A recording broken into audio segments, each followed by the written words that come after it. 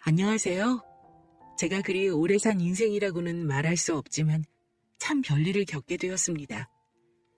제 인생에서 절대 잊을 수 없는 기억이기도 하고 경험이기도 하지만 저는 하루빨리 털어버리고 새 인생을 살려고 노력하고 있어요.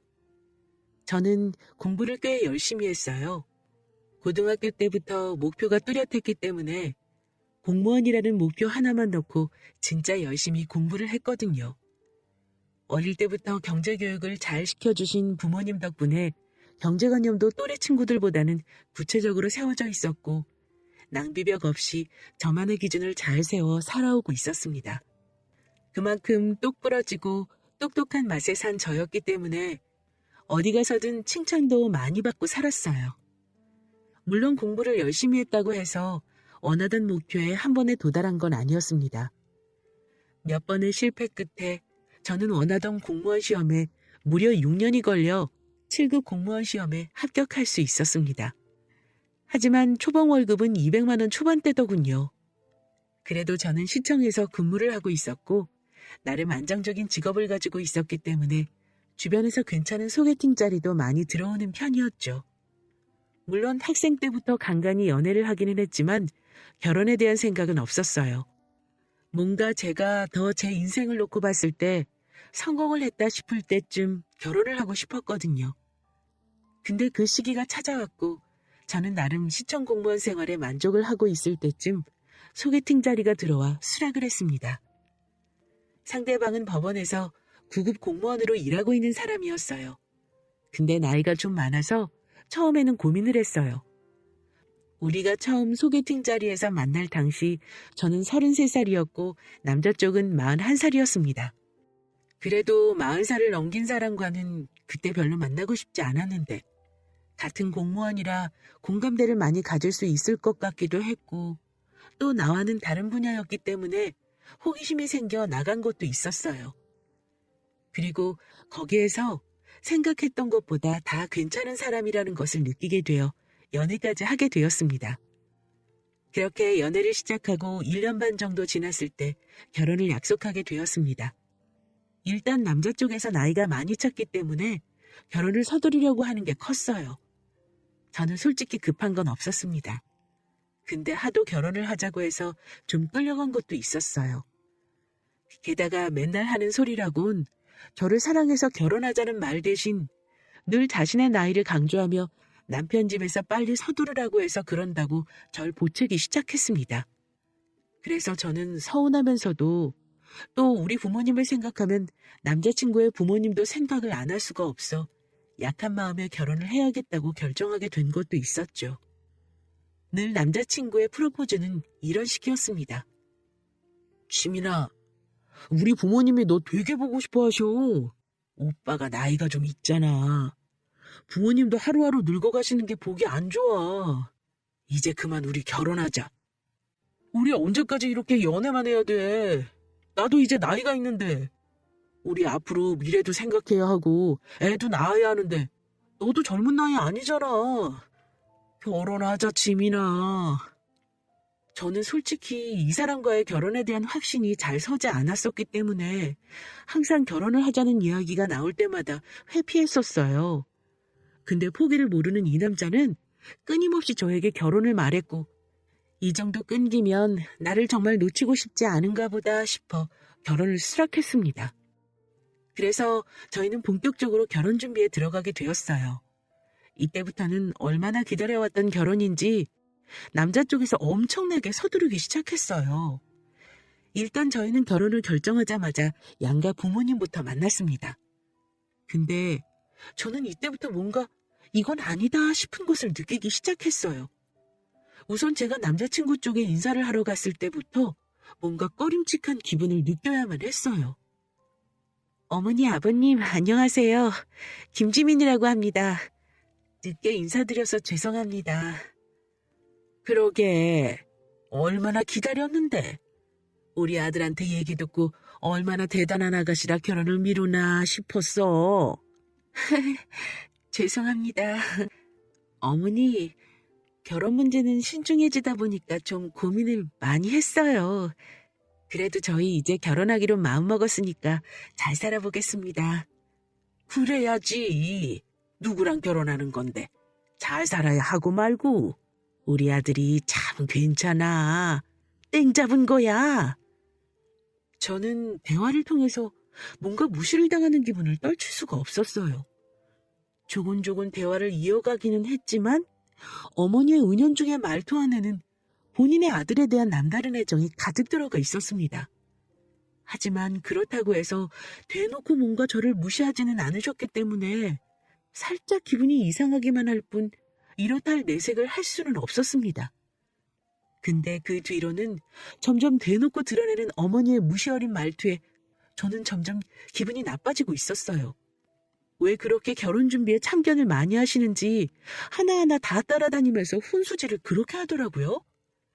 하지만 따라다니는 것까지는 그래도 참을만 했는데 같이 있으면서 저를 무시하는 태도에 점점 저는 기분이 나빠져 가고 있어 평소 당하고만 살지 않는 저는 하나둘 맞받아치기 시작했어요.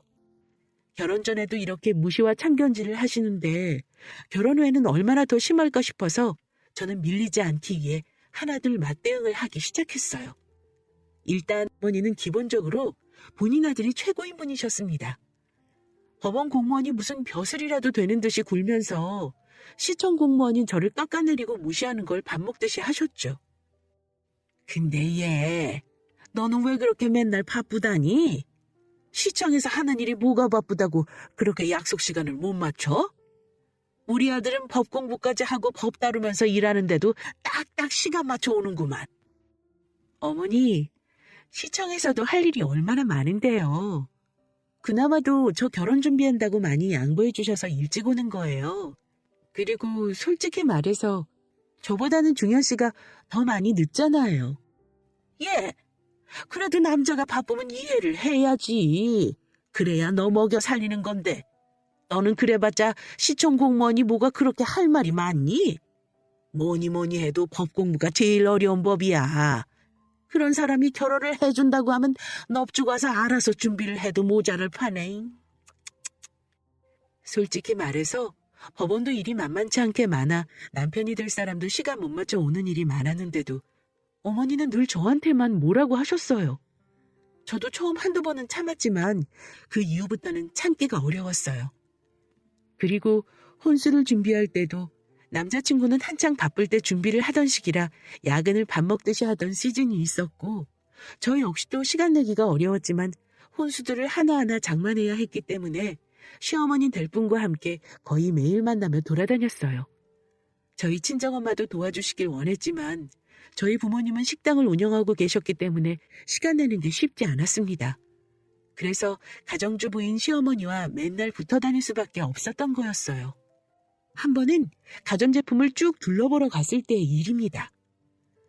어머니, 오늘은 TV랑 냉장고, 세탁기, 청소기 같은 거 보면 될 것 같아요. 그래, 가보자. 그날은 제가 조금 늦었는데도 웬일인지 어머님은 저에게 뭐라고 하지 않으시고 곧바로 매장 안으로 들어가셨어요. 집은 먼저 남자 쪽에서 다 해결을 한 상황이었기 때문에 혼수는 오로지 다 저의 몫이었어요. 부모님은 외동딸인 저를 생각해서 좋은 것으로 해주고 싶다며 괜찮은 제품들로 사라고 하셨지만 저는 그래도 조금은 아끼고 싶은 마음이 있었습니다. 근데 어머님은 아니었어요.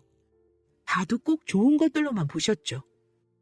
예, 냉장고는 아무래도 이게 좋겠다. 그래도 집에서 냉장고가 좀 커야지만 이것저것 넣어놓고 먹을 것 아니야.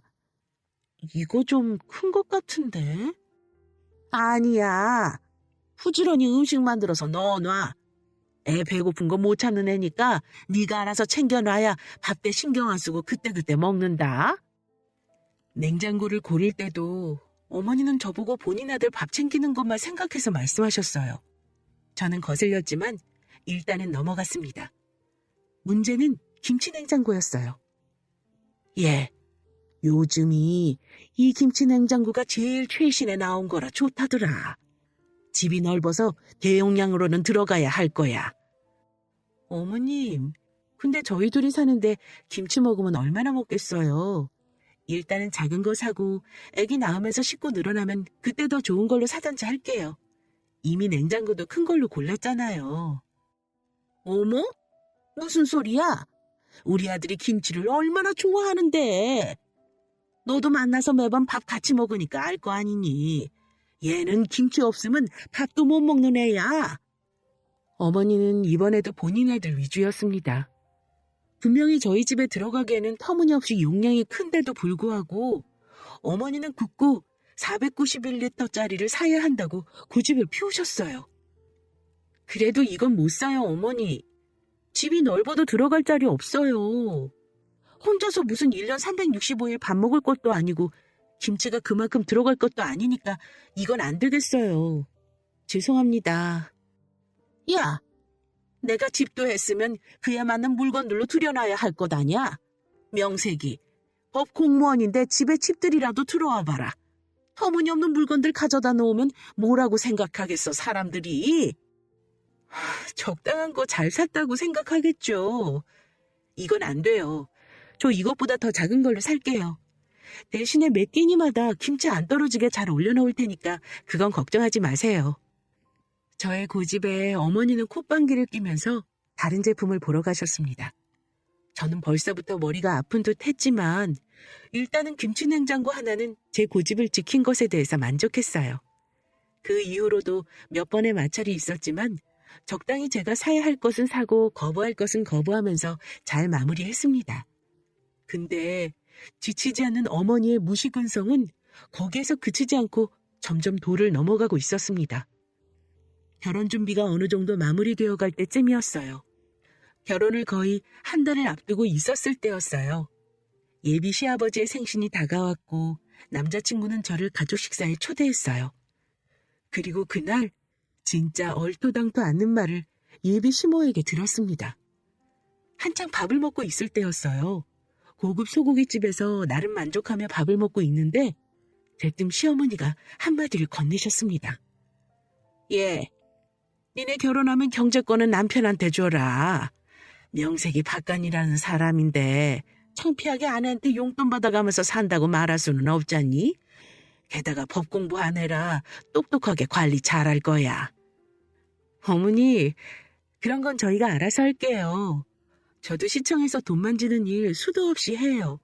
오히려 회계 관리는 제가 더 잘하니까 그건 저희가 상의하면서 결정하면 될 것 같아요. 이게 또 꼬박꼬박 말대꾸 하네? 그걸 누가 몰라서 얘기한다니? 그래도 법 공부가 얼마나 어려운 건데. 너보다는 우리 아들 머리가 더 똑똑해. 어머니, 여기에서 또 그 얘기가 왜 나와요? 그렇게 따지면 직급은 제가 더 높아요. 저는 시청에서 7급 공무원으로 일하지만 이 사람은 아직 9급 공무원이잖아요. 게다가 늦게 공부해서 들어간 사람이라 호봉제 다 따져도 제 월급 못 따라와요. 7급 공무원 아무나 되는 줄 아세요? 너 지금 말 다 했니? 그래도 어디 법 공부하는 게 쉬운 줄 알아? 누가 쉽다고 했나요, 어머니? 법 공부 어렵게 하는 것만큼이나 7급 공무원 되는 것도 쉽지 않다고 말씀드린 것뿐이에요.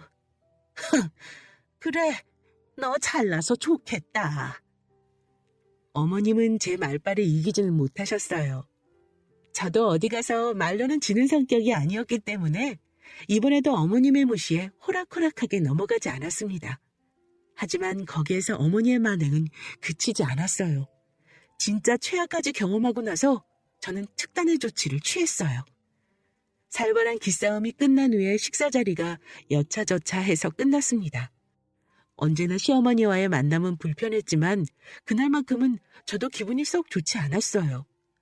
근데 더 가관인 사건이 일어나게 된 거죠. 어머니는 계산하는 자리에서 다짜고짜 저에게 얼토당토 않는 요구를 하셨습니다. 예, 너 월급 많다고 했지? 오늘 네 예비 시아버지 될 사람 위해서 만난 자리니까 한번 사. 밥값도 생각보다 얼마 안 나왔네. 네? 아니 갑자기 계산을 하라고요? 어머니 밥값만 40만 원인데요? 그래. 왜? 어렵니? 네 남편 될 사람보다 월급 많이 받는다고 요새 떨 때는 언제고 이거 내는 거 아까워? 그래? 나도 좀 얻어먹어보자. 돈 많은 며느리한테. 그건 싫은데요. 제가 사드리고 싶은 마음으로 사야지 이렇게 억지로는 누구도 기쁘지 않을 것 같아서요. 다음에 낼게요. 오늘은 어머님이 계산해 주세요. 뭐야? 아니, 이 되바라진 게 너 진짜 이따구로 자꾸 말대꾸 할 거야? 말대꾸 하는 게 아니라 제가 할 말을 하는 거예요. 어머니가 자꾸 저 무시하시잖아요. 저도 우리 부모님 귀한 외동딸인데 어머님 한 번이라도 저 위해서 말씀하신 적 있으셨어요? 항상 본인 아들이 최고셨지. 저는 이번에는 지지 않고 큰 소리를 내며 맞대응 쳤습니다. 그러자 어머니도 흥분하는 게 점점 느껴졌어요. 이게 진짜... 야, 너 말이면 다인 줄 알아? 이게 어디서 자꾸 말대꾸야, 말대꾸는! 어머니는 결국 본인 분에 못 참아 저의 뺨을 때리셨습니다. 저는 너무나 어이가 없어서 참지 않고 더 화를 냈어요. 지금 저 때리셨어요? 어디다가 손찌검을 하시는 거예요? 제가 화를 내자 갑자기 옆에 있다가 안절부절하던 남자친구는 제가 어머니에게 더 화를 내는 모습을 보더니 이 일을 빨리 수습해야겠다고만 생각을 했는지 몰라도 본인 엄마 편을 들면서 저를 나무랐습니다. 야, 너 제정신이야? 어떻게 어른한테 큰 소리를 쳐? 얼른 죄송하다고 말씀드려. 그게 무슨 버릇없는 태도냐고. 뭐야? 오빠는 지금 내가 어머니한테 뺨 맞은 거 보고도 그런 소리가 나와? 그래도 어른이 말씀하시면 들어야 할 것 아니야. 내가 왜? 나도 인격 있는 사람이라 무시당하면 열받아. 이게 진짜 끝까지. 야, 이 싸가지 없는 년아. 그냥 잘못했다고 빌라고. 남자친구는 제가 수그리지 않자 이번엔 진짜로 흥분을 했는지 욕을 해대기 시작했습니다. 저는 어이가 없는 데다 너무 열받아 제가 예비시모에게 당한 것처럼 남자친구의 뺨을 때려버리고 말았어요. 그리고는 그 자리를 박차고 나와버렸고 그 다음날 남자친구를 만나지도 않은 채 문자로 파혼을 통보해버렸죠. 나 너 같은 새끼랑 결혼 못해. 니네 집구석도 다 싫으니까 파혼해. 절대 연락하지 마. 저는 딱 이 문장 하나 남겨놓고는 그와의 파혼을 주장했습니다. 예비 남편은 저희 집 앞까지 찾아와서 미안하다고 빌어댔어요. 지민아, 뭐야? 왜 찾아와? 연락도 하지 말라고 했는데 여기가 어디라고 와? 미안해. 내가 잘못했어. 그깟 욕 한 번 했다고 이렇게 파혼하는 게 어딨어. 제정신이야? 제정신이니까 파혼하지. 어떤 정신 멀쩡한 년이 너 같은 거랑 결혼하니? 절대 안 할 거니까 꺼져. 저는 매몰차게 저를 찾아온 남자친구를 홀대했고 파혼하자는 의지를 꺾지 않았습니다. 그 뒤로도 몇 번이나 찾아와 애절하게 용서를 구했지만 저는 받아주지 않았어요. 그랬더니 완전히 시금을 전폐하기 시작했다고 하더라고요. 완전히 폐인이 되어 직장에도 나가지 않는다는 소리를 시어머니를 통해서 들었습니다. 저는 그쪽과는 어떤 연락도 받지 않았었어요. 그렇게 하니까 집으로 찾아오더라고요. 예! 여긴 어쩐 일이세요? 다 끝난 얘기 아니었나요? 다 끝나긴. 너 때문에 지금 우리 아들이 어떻게 됐는지 알아? 당장 책임져. 밥도 안 먹고 직장도 안 나가고 얼마나 폐인처럼 살고 있는데 너는 아주 그냥 때깔이 다 좋아 보인다. 그럼 제가 아줌마 아들 때문에 울어야 할 일이 있나요? 저는 오히려 속 편하니까 다시는 찾아오지 마시고 그쪽한테도 제발 정신 차리고 인생 제대로 살라고 전해주세요. 이게 진짜... 또 흥분해서 저에게다가 머리끄댕이라도 잡을 것처럼 액션을 취하는 예비 시어머니였던 사람을 냅두고 저는 얼른 집으로 들어와 버렸습니다. 하지만 그 뒤로도 그 악연은 쉽게 끊어지질 않았어요. 진짜로 저 때문에 폐인 생활을 하고 있었는지 전 남자친구는 완전히 몰골이 엉망이 된 채 저희 집 앞에 계속해서 찾아왔습니다. 왜 또 왔어? 오지 말라고 했잖아. 지민아, 내가 이렇게 빌게. 제발, 제발 나한테 다시 돌아와줘. 싫다고 했잖아. 자꾸 이렇게 찾아오면 나 경찰에 신고할 거니까 알아서 해. 저는 몇 번이고 화를 내며 되돌려보냈지만 소용없었습니다. 급기야는 저를 미행까지 했었는지 제가 그날 누구를 만났는지까지 언급하며 간섭하기 시작했어요. 너 오늘 그 시청 선배라는 인간 만나서 놀았지? 무슨 얘기했어? 그 새끼랑 뭐 했냐고? 왜 이래? 왜 또 와서 행패야? 너 오늘 나 미행했니? 어디까지 따라왔던 건데? 내가 네가 가는데 못 갈 게 어디 있는데. 이리 와. 네가 감히 나 말고 딴 새끼를 만나? 전 남자친구는 급기야 흥분을 감추지 못하더니 저에게 성큼성큼 다가와 주먹으로 제 얼굴과 몸을 때리기 시작했습니다. 네가 감히 딴 새끼를 만나냐고. 나는 이렇게 힘들어하고 있는데. 그만해. 저의 간절한 외침에도 폭력은 끊어지지 않았습니다. 밤중이라 집 앞에 다니는 사람이 별로 없어서 거의 10분을 참았다가 저도 반항할 힘이 다 빠져갈 때쯤 주변에서 저희 비명소리를 들었던 주민들이 나와 경찰에 신고를 해 멈출 수 있었어요. 현행범으로 잡힌 전 남자친구는 그대로 연행되어 파출소로 끌려갔고 저는 그날의 충격에서 벗어나는 게 힘들어 병원 치료와 함께 정신과도 함께 다녀야만 했습니다. 그 사건 이후로 저 역시 멘탈이 완전히 무너져 정상적인 생활을 하기가 어려웠어요. 그래서 시청에도 질병휴직을 내고 치료에 전념을 했죠. 그리고 전 남자친구와는 합의를 해주지 않았습니다. 저의 예비 시모였던 사람은 이번에도 인생이 완전히 비틀어진 저는 안중에도 없다는 듯이 눈물을 흘리며 찾아와 제 아들을 제발 용서해달라는 소리밖에 하지 않았어요. 지민아. 우리 아들 좀 용서해다오. 제발 손줘 좀 해줘. 우리 아들 인생 다 망하게 생겼어. 너만 용서해주면 내 아들도 정신 차릴 거야. 그러니 그만하고 결혼하자. 응? 제발 다시 돌아와. 진짜 이 집안 정신이 제대로 박히긴 한 건가요? 지금 제 상태 안 보이세요? 어떻게 그렇게 끝까지 이기적이실 수가 있어요? 저는 절대 용서 못하고 그 집안에 시집 못 가니까 다시는 찾아오지 마세요. 너를 얼마나 좋아하면 우리 아들이 이렇게까지 하겠어. 내가 다시는 손주고 못하게 단단히 교육시킬 테니까 사람 살리는 셈 치고 그냥 돌아와. 제가 왜요? 끝까지 진짜 이기적이시네요. 어머님한테 손찌검 받은 것도 억울한데 저는 길거리에서 개마냥 얼마나 터졌는 줄 아세요? 같은 여자로서도 그러시면 안 되는 거죠. 그러니까 다시는 찾아오지 마세요. 저는 무릎까지 꿇으며 애걸복걸하는 시어머니를 그대로 돌려보냈습니다. 정말 다시는 마주치고 싶지 않았어요. 그 뒤로도 몇 번을 찾아왔지만 저는 전 남자친구를 접근금지 명령까지 신청해서 다시는 마주치지 않도록 했습니다. 그 뒤로 남자친구는 어쨌든 현행범이기는 했지만 초범이었기 때문에 집행유예로 끝나게 되었어요. 하지만 저한테 버림받았다는 사실에 완전히 폐인이 되어 직장까지 그만두고 집에서 술만 퍼마신다고 들었어요. 그걸 저의 예비 시모였던 사람이 다 뒷바라지를 하고 있고요. 그것도 예비 시모였던 사람이 저에게 찾아와서 일일이 또 말한 덕에 알았습니다. 저는 이제 정말 지긋지긋해 그 사람들이랑 엮이고 싶지 않았어요. 그래서 더 이상은 찾아오지 못하게 이사까지 가버렸어요.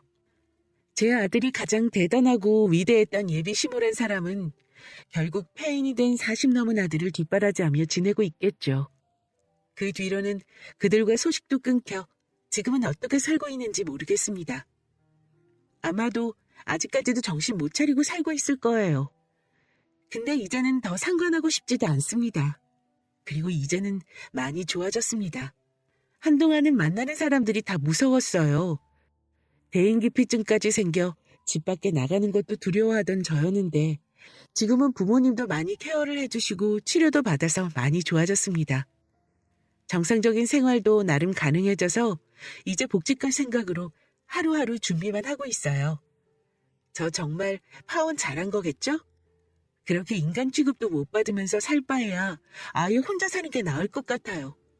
왜 진작에 그 모진 수모를 다 받으면서 파혼할 생각을 못 했었는지 제 자신이 한심하고 후회스러운 때도 있었는데요. 지금은 오히려 잘 극복해서 저의 인생에 대해서 다시 돌아보며 저를 한 번 더 스스로를 사랑해줘야겠다는 생각으로 바뀌게 되어서 더 결혼관이나 인간관계에 대한 부분들이 신중해졌어요. 그래서 앞으로는 누구를 만나더라도 사랑이 아닌 상황이나 인정에 끌려서 하는 결혼은 하지 않을 생각입니다. 이 경험을 통해서 그나마 얻은 거라면 이 교훈이에요. 여러분도 잘 생각하셔서 지금 결혼을 생각하고 있는 사람이 정말 내 평생을 맡겨도 좋을 만한 사람인가를 잘 판단하시고 결혼 결정하시기 바랄게요. 제 글이 유쾌하진 않았지만 제가 얻은 것처럼 여러분에게도 작은 교훈거리가 되길 바라요. 인생에서 쉽게 얻어지는 것은 없으니 더 신중히 생각하시길 바라는 마음도 있습니다. 아무쪼록 본인을 가장 사랑하시는 여러분이 되시길 바랄게요. 감사합니다.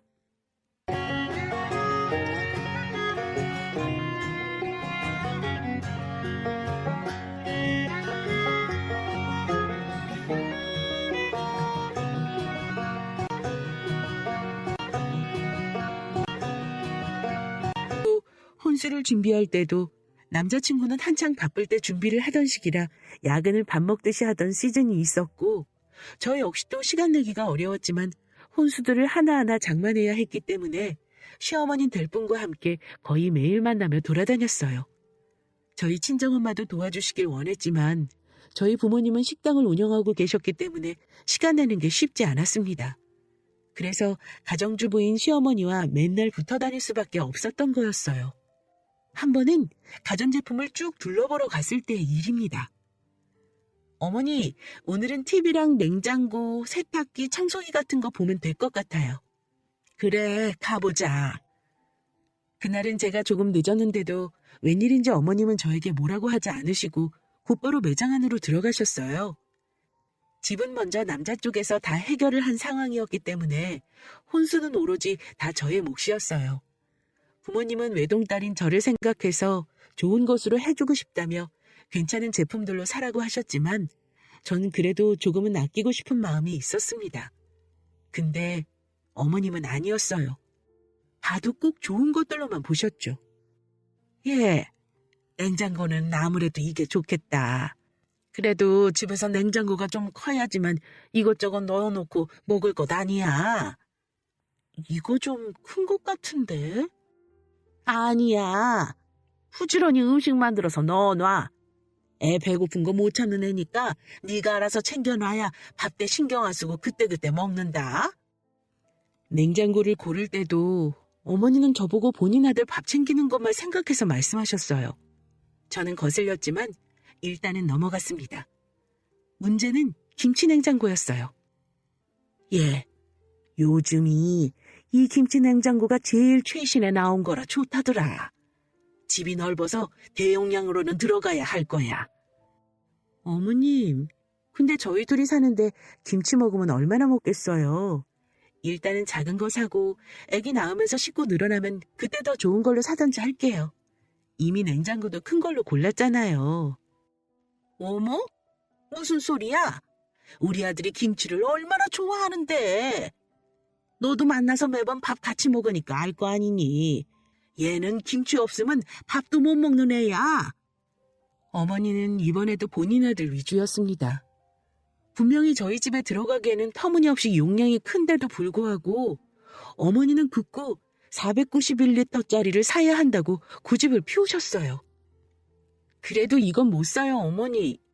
집이 넓어도 들어갈 자리 없어요.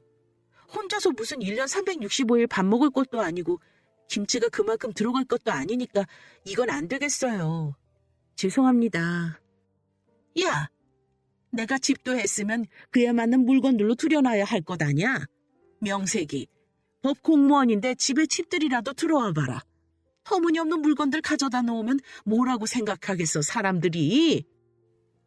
적당한 거 잘 샀다고 생각하겠죠. 이건 안 돼요. 저 이것보다 더 작은 걸로 살게요. 대신에 매 끼니마다 김치 안 떨어지게 잘 올려놓을 테니까 그건 걱정하지 마세요. 저의 고집에 어머니는 콧방귀를 뀌면서 다른 제품을 보러 가셨습니다. 저는 벌써부터 머리가 아픈 듯 했지만 일단은 김치냉장고 하나는 제 고집을 지킨 것에 대해서 만족했어요. 그 이후로도 몇 번의 마찰이 있었지만 적당히 제가 사야 할 것은 사고 거부할 것은 거부하면서 잘 마무리했습니다. 근데 지치지 않는 어머니의 무시근성은 거기에서 그치지 않고 점점 도를 넘어가고 있었습니다. 결혼 준비가 어느 정도 마무리되어 갈 때쯤이었어요. 결혼을 거의 한 달을 앞두고 있었을 때였어요. 예비 시아버지의 생신이 다가왔고 남자친구는 저를 가족 식사에 초대했어요. 그리고 그날 진짜 얼토당토 않는 말을 예비 시모에게 들었습니다. 한창 밥을 먹고 있을 때였어요. 고급 소고기집에서 나름 만족하며 밥을 먹고 있는데 대뜸 시어머니가 한마디를 건네셨습니다. 예, 니네 결혼하면 경제권은 남편한테 줘라. 명색이 박간이라는 사람인데 창피하게 아내한테 용돈 받아가면서 산다고 말할 수는 없잖니? 게다가 법 공부한 애라 똑똑하게 관리 잘할 거야. 어머니, 그런 건 저희가 알아서 할게요. 저도 시청에서 돈 만지는 일 수도 없이 해요. 오히려 회계 관리는 제가 더 잘하니까 그건 저희가 상의하면서 결정하면 될 것 같아요. 이게 또 꼬박꼬박 말대꾸 하네? 그걸 누가 몰라서 얘기한다니? 그래도 법 공부가 얼마나 어려운 건데. 너보다는 우리 아들 머리가 더 똑똑해. 어머니, 여기에서 또 그 얘기가 왜 나와요? 그렇게 따지면 직급은 제가 더 높아요. 저는 시청에서 7급 공무원으로 일하지만 이 사람은 아직 9급 공무원이잖아요. 게다가 늦게 공부해서 들어간 사람이라 호봉제 다 따져도 제 월급 못 따라와요. 7급 공무원 아무나 되는 줄 아세요? 너 지금 말 다 했니? 그래도 어디 법 공부하는 게 쉬운 줄 알아? 누가 쉽다고 했나요, 어머니? 법 공부 어렵게 하는 것만큼이나 7급 공무원 되는 것도 쉽지 않다고 말씀드린 것뿐이에요. 그래, 너 잘나서 좋겠다. 어머님은 제 말발에 이기지는 못하셨어요. 저도 어디 가서 말로는 지는 성격이 아니었기 때문에 이번에도 어머님의 무시에 호락호락하게 넘어가지 않았습니다. 하지만 거기에서 어머니의 만행은 그치지 않았어요. 진짜 최악까지 경험하고 나서 저는 특단의 조치를 취했어요. 살벌한 기싸움이 끝난 후에 식사 자리가 여차저차해서 끝났습니다. 언제나 시어머니와의 만남은 불편했지만 그날만큼은 저도 기분이 썩 좋지 않았어요. 근데 더 가관인 사건이 일어나게 된 거죠. 어머니는 계산하는 자리에서 다짜고짜 저에게 얼토당토 않는 요구를 하셨습니다. 예, 너 월급 많다고 했지? 오늘 네 예비 시아버지 될 사람 위해서 만난 자리니까 한번 사. 밥값도 생각보다 얼마 안 나왔네. 네? 아니 갑자기 계산을 하라고요? 어머니 밥값만 40만 원인데요. 그래. 왜? 어렵니? 네 남편 될 사람보다 월급 많이 받는다고 요새 떨 때는 언제고 이거 내는 거 아까워? 그래? 나도 좀 얻어먹어보자. 돈 많은 며느리한테. 그건 싫은데요. 제가 사드리고 싶은 마음으로 사야지 이렇게 억지로는 누구도 기쁘지 않을 것 같아서요. 다음에 낼게요. 오늘은 어머님이 계산해 주세요. 뭐야? 아니 이 되바라진 게 너 진짜 이따구로 자꾸 말대꾸 할 거야? 말대꾸 하는 게 아니라 제가 할 말을 하는 거예요. 어머니가 자꾸 저 무시하시잖아요. 저도 우리 부모님 귀한 외동딸인데 어머님 한 번이라도 저 위에서 말씀하신 적 있으셨어요? 항상 본인 아들이 최고셨지. 저는 이번에는 지지 않고 큰 소리를 내며 맞대응 쳤습니다. 그러자 어머니도 흥분하는 게 점점 느껴졌어요. 이게 진짜... 야, 너 말이면 다인 줄 알아? 이게 어디서 자꾸 말대꾸야, 말대꾸는! 어머니는 결국 본인 분에 못 참아 저의 뺨을 때리셨습니다. 저는 너무나 어이가 없어서 참지 않고 더 화를 냈어요. 지금 저 때리셨어요? 어디다가 손찌검을 하시는 거예요? 제가 화를 내자 갑자기 옆에 있다가 안절부절하던 남자친구는 제가 어머니에게 더 화를 내는 모습을 보더니 이 일을 빨리 수습해야겠다고만 생각을